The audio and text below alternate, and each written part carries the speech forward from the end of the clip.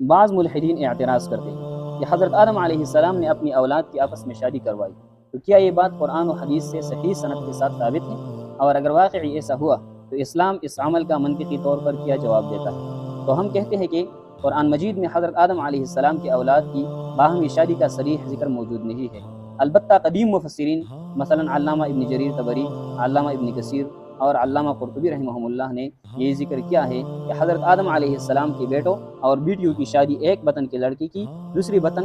کی لڑکی سے کی جاتی تھی۔ یہ تفسیر سند کے اعتبار سے مرفوع صحیح حدیث کی شکل میں ثابت نہیں، اس لیے یہ بات قطعی نہیں، بلکہ اہل علم نے اسے مشہور قول کے طور پر نقل کیا ہے۔ دوسرے سوال کا جواب یہ ہے کہ شریعت کے احکام جامد نہیں، بلکہ اللہ تعالیٰ کے حکم کے مطابق زمان و حالات کی لحاظ سے بدلتے ہیں۔ حضرت آدم علیہ السلام اور ان کی زوجہ حضرت حوا علیہ السلام کے سوا اس وقت کوئی اور انسان موجود نہ تھا، لہٰذا نسل انسانی کی بقا کے لیے اللہ تعالیٰ نے عارضی طور پر بھائی بہن کی شادی کو جائز قرار دیا۔ جب نسل پھیل گئی اور انسانوں کی بقا کا دوسرا راستہ موجود ہوا تو اللہ تعالیٰ نے وحی کے ذریعہ اسے حرام قرار دے دیا، اور اب قیامت تک یہ ہمیشہ کے لیے حرام ہے۔ یعنی وہ عمل اس وقت جائز اور ضروری تھا لیکن بعد میں حرام قرار دے دیا گیا، جیسے بعض شریعتوں میں کچھ چیزیں حلال تھیں پھر اسلام میں حرام ہوئیں، جیسے شراب وغیرہ۔ ملحدین یہ جو اعتراض کرتے ہیں کہ ابتدائی دور میں بھائی بہن کا نکاح غیر اخلاقی تھا،